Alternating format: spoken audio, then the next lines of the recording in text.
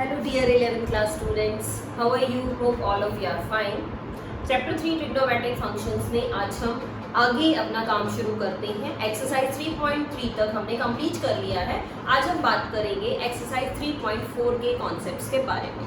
तो 3.4 एक्सरसाइज बेटा आपकी ट्रिग्नोमेट्रिक इक्वेशंस के ऊपर बेस्ड। तो सबसे पहले जानते हैं what is a trigonometric equations. So let us start our topic trigonometric equations.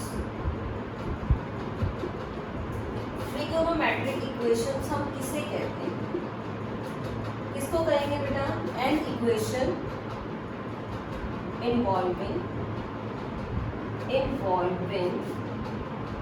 t ratios is called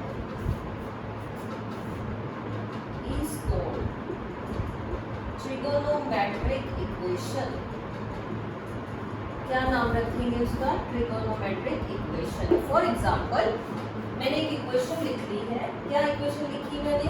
sin x plus cos x equal to 1 और लिख दीजिए tan 2x इक्वल टू 2 और you can say cos 3x is equal to 0। ये सभी क्या है? ये equations हैं। और कैसी इक्वेशंस हैं? इन इक्वेशंस में हमने किसको यूज किया है? ट्रिग्नोमेट्रिक रेशियोज को। यानी हमने इन इक्वेशंस में टी रेशियोज को यूज कर लिया है, इसीलिए इन इक्वेशंस का नाम ट्रिग्नोमेट्रिक इक्वेशंस है। तो अब इस टॉपिक में हमने क्या पढ़ना है? हमें पढ़ना है कि हम इन ट्रिग्नोमेट्रिक इक्वेशंस की वैल्यू कैसे फाइंड आउट करें, यानी इन इक्वेशंस के सॉल्यूशन कैसे फाइंड आउट करें। Now we are talking about the solution. अब इक्वेशन है बेटा, तो आपको सॉल्यूशंस भी फाइंड आउट करने पड़ेंगे कि इस इक्वेशन के किस तरह से आप सॉल्यूशंस निकाल सकते हैं। तो बात करते हैं बेटा सॉल्यूशन की। देखिए सॉल्यूशन कैसे हो सकते हैं। मैं एक एग्जांपल ले लेती हूँ, पहले आपको थोड़ा सा कॉन्सेप्ट समझने की कोशिश करिएगा। देखिए मैंने एक वैल्यू लिखी है sin x is equal to 1/√2। ये ले ली मैंने, ये इक्वेशन है, ट्रिग्नोमेट्रिक इक्वेशन है आपकी। sin x is equal to 1/√2। 1/√2 बेटा आप 10th क्लास में सीख के आए हैं। ये किसकी वैल्यू होती है? sin 45 डिग्री और यू कैन से sin π/4। किसकी वैल्यू है ये? sin π/4 की। 45 डिग्री और यू कैन से π/4 रेडियन।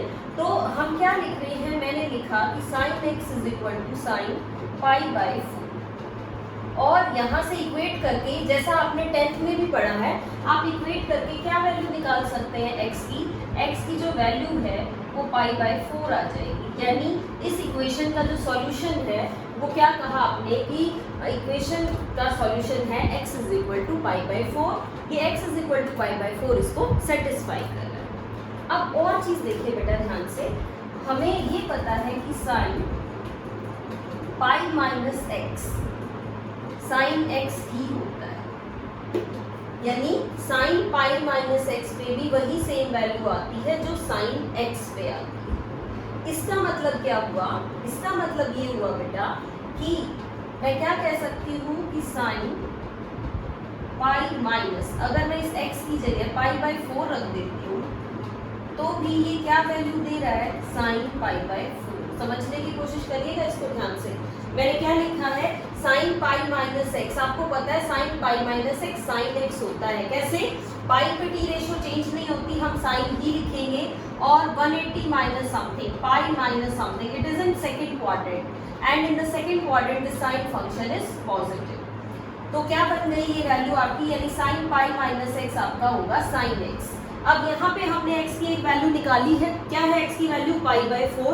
तो मैंने यहाँ पे वैल्यू पुट कर दी। अब देखना बेटा ध्यान से कि sin π/4 यानी कि 1/√2 इस पे भी वही वैल्यू देता है। यहाँ पे क्या वैल्यू है आपके पास? यहाँ पे आप अब इसको क्या लिख सकते हैं? ये आपका sin x था, sin π/4 क्या था आपका? sin x था। यहाँ से वैल्यू लिखेंगे आप तो x की क्या वैल्यू आएगी अगर आप कंपेयर करें? तो π-π/4 और एलसीएम लेके 4 इसका सॉल्व करेंगे तो 4π-π यानी कि 3π/4 आ जाएगा। इसका मतलब मैं क्या कह सकती हूँ कि x इज इक्वल टू 3π/4 भी क्या है, इसी इक्वेशन का सॉल्यूशन है, इसी इक्वेशन को सेटिस्फाई कर रहा है। और देखते हैं बेटा, अगर मैं इस तरह से लिख दूं, इस साइन x को मैं अगर 2π + x लिख दूं, तब भी तो ये sin π/4 ही रहेगा।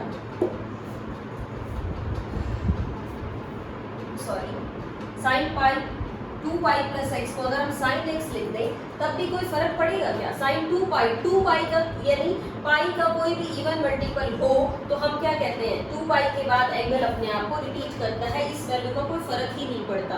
क्यों? क्योंकि 2π में मान लीजिए यहाँ है तो 2π में पूरा एक सर्कुलेशन कंप्लीट हो जाता है और वो वापस एंगल वहीं पे आ जाएगा। तो 2π + x भी क्या होगा, sin x। इसका मतलब आप ये कह सकते हैं कि मैं अगर x के प्लेस पे क्या रख दूं, π/4, तो ये क्या आ जाना चाहिए, sin π/4। यही तो है आपकी वैल्यू, x को रख देते हैं π/4, तो ये भी इसको सेटिस्फाई कर रहा है। अब मैं अगर बात करूं तो मेरे पास x अब क्या आ रहा है, अब x आ रहा है मेरे पास 2π + π/4। एलसीएम लेके आप इसको ऐड करेंगे बेटा तो ये आएगा 9π/4। यानी x की और कौन सी वैल्यू निकल आई है, x की वैल्यू आपकी 9π/4 निकल आई।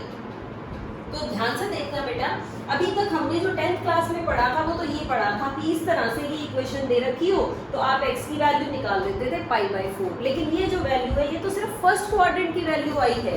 10th क्लास में हमने सिर्फ 0 से 90 डिग्री की ही बात की, यानी फर्स्ट क्वाड्रेंट की बात की। तो ये जो वैल्यू हम लिखते हैं ये सिर्फ फर्स्ट क्वाड्रेंट की वैल्यू है, लेकिन आपकी ये x की वैल्यू π/4 के साथ साथ यहाँ पे अगर मैं वैल्यू देखूं यानी x की वैल्यू 3π/4 पे भी वही रहेगी, 1/√2 ही सेम आंसर दे रही है। x की इस वैल्यू पे भी, यहाँ से हमने निकाला x की इस वैल्यू पे भी, ये जो साइन की वैल्यू है ये 1/√2 ही रहेगी, इस वैल्यू में कोई चेंज नहीं आ रहा।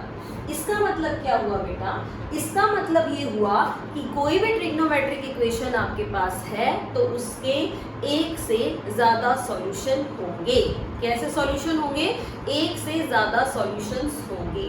इनफाइनाइटली मैनी सॉल्यूशंस मैं कह रही हूँ, एक से ज्यादा नहीं, बल्कि मैं क्या कह रही हूँ, किसी भी ट्रिग्नोमेट्रिक इक्वेशन के इनफाइनाइटली मैनी सॉल्यूशंस हो सकते हैं।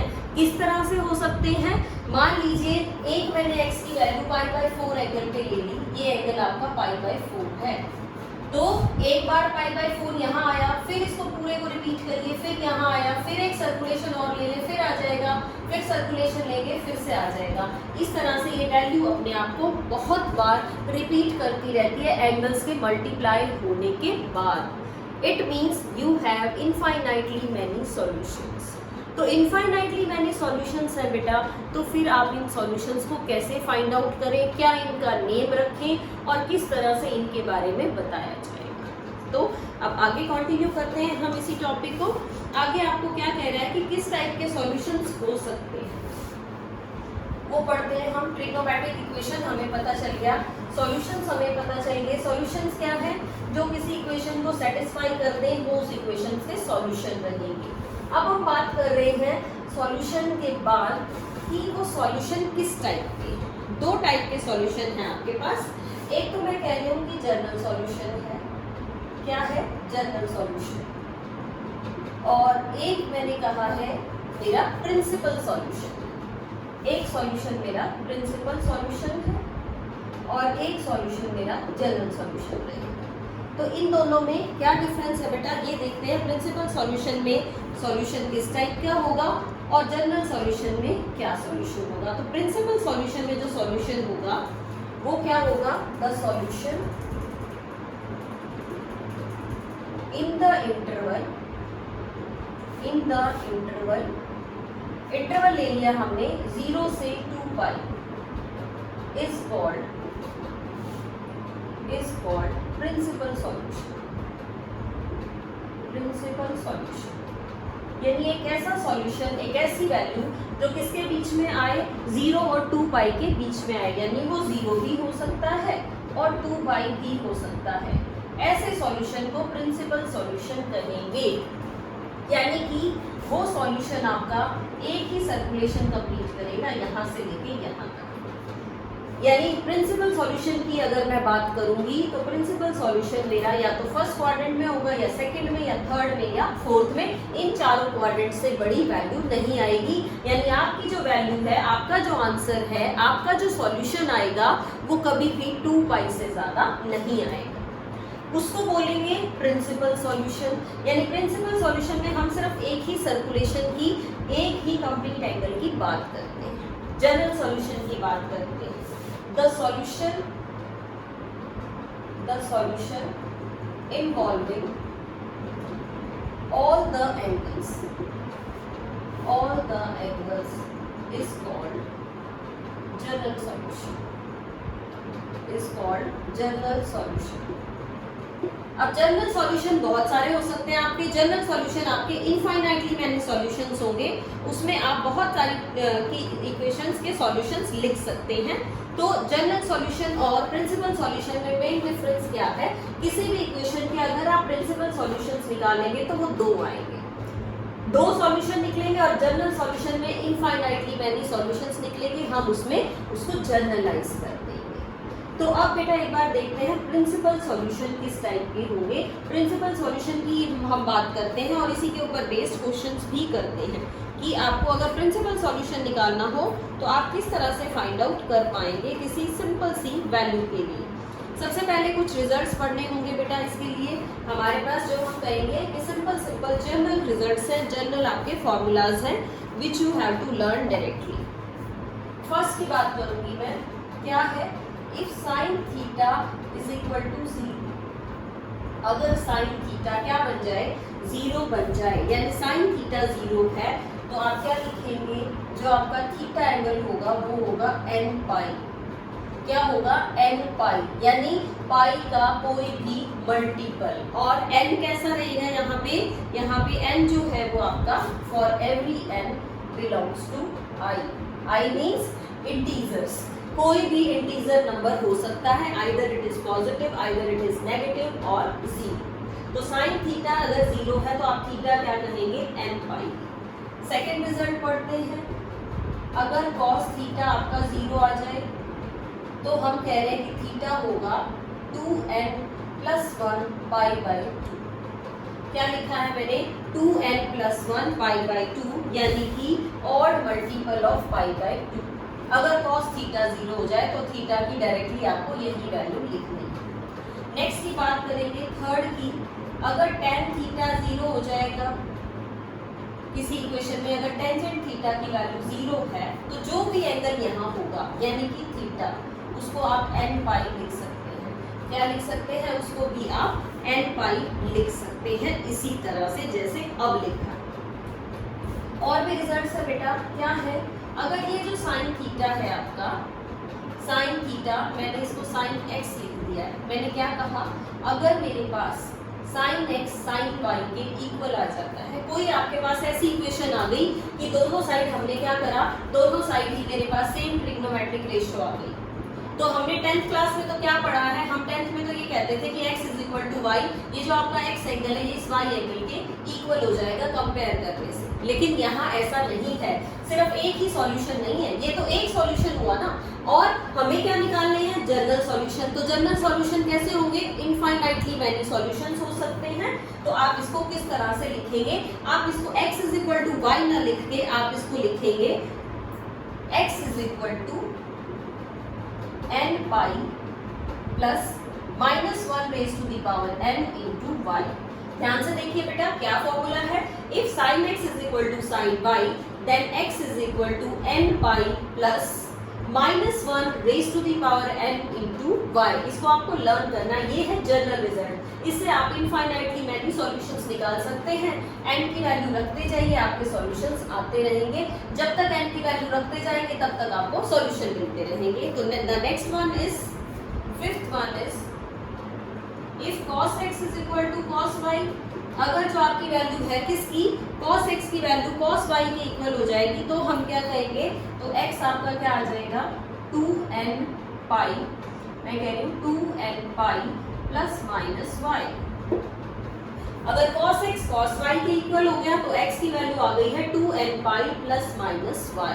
And the next one is if 10x is equal to 10y, अगर आपका 10x 10y के इक्वल हो जाएगा तब क्या कहेंगे बेटा? तब हम क्या कह सकते हैं x की वैल्यू के बारे में? तब हम कहेंगे the value of x is n pi plus y।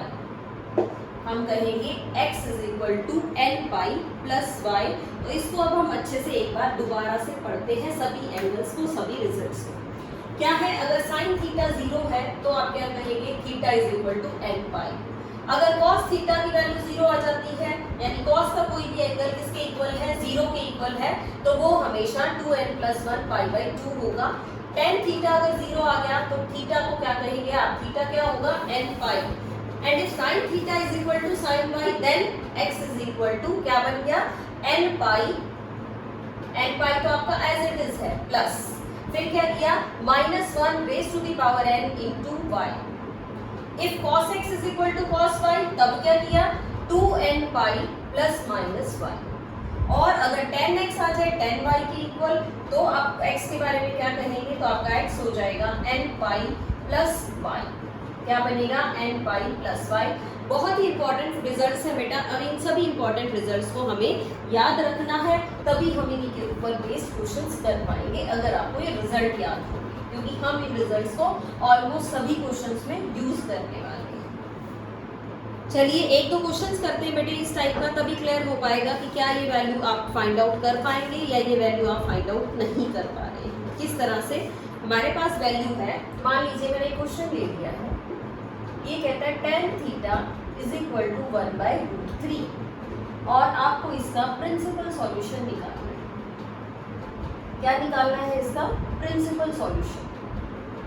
Principal solution कैसे निकाले? tan theta is equal to 1/√3। अब हम एक बार अपने 10th की वैल्यूज को रिकॉल कर लेते हैं। हमने बेटा टेबल्ड वैल्यू पढ़ी थी 0 से लेके 90 डिग्री तक पढ़ी हुई है आप लोगों ने सभी ने।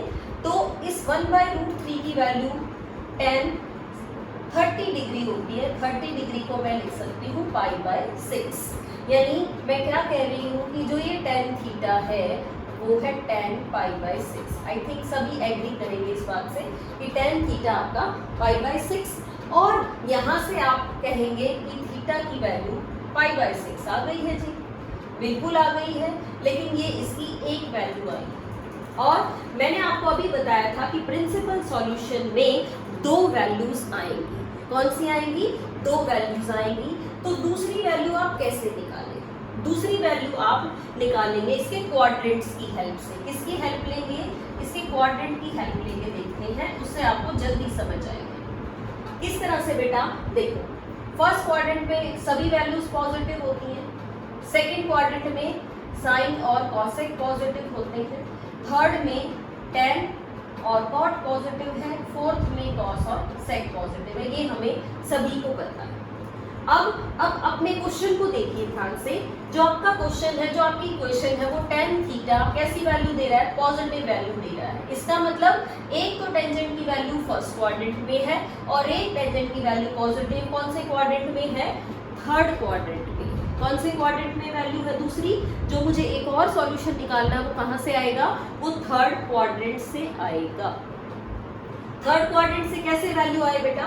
थर्ड क्वाड्रेंट में जाने के दो तरीके हैं। ये आपका 0, ये π/2, ये पाई, ये 3π/2, और इसको आप 2π भी कह सकते हैं।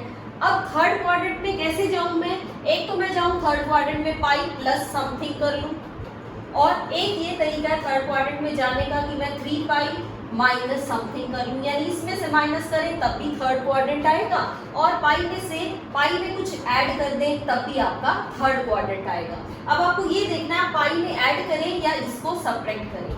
फायदा किसमें है बेटा? 3π/2 लेने में मुझे कोई फायदा नहीं होगा, क्योंकि 3π/2 पे ट्रिग्नोमेट्रिक रेशियो बदल जाती है। अगर मैं इसको 10 पे अप्लाई कर दूंगी ना तो ये चेंज हो जाएगा कॉट में, तो आपको वो वैल्यू नहीं लेनी जिस पे रेशियो चेंज होती है। तो आपको क्या लेना है? पाई वाला यूज करना है। तो मैं क्या कह सकती हूँ? मैं ये कह सकती हूँ कि टेंजेंट पाई प्लस π/6 किस पे? पाई प्लस, और जो पहले वाला आपका सॉल्यूशन था वो मैंने ऐड कर दिया है। किस पे? tan पाई प्लस π/6 पे भी सेम वैल्यू है tan पाई बाय 6 यानी कि 1/√3। यही सेम वैल्यू आएगी किस पे, tan pi plus pi by 6 पे। आप चेक कर लीजिए एक बार, क्या पाई प्लस पाई बाय 6 पे यही वैल्यू आती है? देखो पाई चेंज तो करेगा नहीं, तो tan का tan ही रहा। थर्ड क्वाड्रेंट है, थर्ड क्वाड्रेंट में tan पॉजिटिव होता है तो सेम वैल्यू रहेगी। अब इसको सॉल्व कर लो आप, पाई प्लस पाई बाय 6 क्या वैल्यू देगा अगर आप एलसीएम निकालेंगे तो 7 पाई बाय 6 बनेगा। तो इसके जो प्रिंसिपल सॉल्यूशंस होंगे क्या होंगे? प्रिंसिपल सॉल्यूशंस आर, कौन कौन से आ गए? एक वैल्यू आ गई पाई बाय 6, एक वैल्यू आ गई है 7 पाई बाय 6। तो बेटा इस तरह से प्रिंसिपल सॉल्यूशंस में आपको 2 सॉल्यूशंस फाइंड आउट करने हैं। कितने सॉल्यूशंस फाइंड आउट करने हैं? 2 सॉल्यूशंस फाइंड आउट करने हैं। एक सॉल्यूशन तो आपको 10th की तरह सिंपल मेथड से ही मिल जाता है, और दूसरे सॉल्यूशन के लिए आपको चेक करना पड़ेगा कि वो किस क्वाड्रेंट में सेम वैल्यू देगा। जरूर किसी और क्वाड्रेंट में वैल्यू सेम आती होगी। तो प्रिंसिपल सॉल्यूशन के लिए हमेशा किस पे फोकस करेंगे? 2 वैल्यूज पे फोकस करेंगे। चलिए स्टूडेंट्स, आज हमने क्या क्या सीखा? आज हमने जनरल सॉल्यूशंस वाले रिजल्ट पढ़े हैं। यही आपका आज का सबसे इम्पोर्टेंट टाइप है बेटा। इसको आपको अच्छे से लर्न करना है। ये 6 के 6 रिजल्ट्स आपको अच्छे से लर्न होने चाहिए, तभी हम अपनी एक्सरसाइज 3.4 इजीली शुरू कर पाएंगे, और तभी वो आपको समझ आएगी कि प्रिंसिपल सॉल्यूशन कैसे फाइंड आउट करें और जनरल सॉल्यूशन कैसे फाइंड आउट करें सेम ही क्वेश्चन के अंदर। So that's all for today in this video. Till then, stay home, stay safe, enjoy the learning and have a good day. Thank you.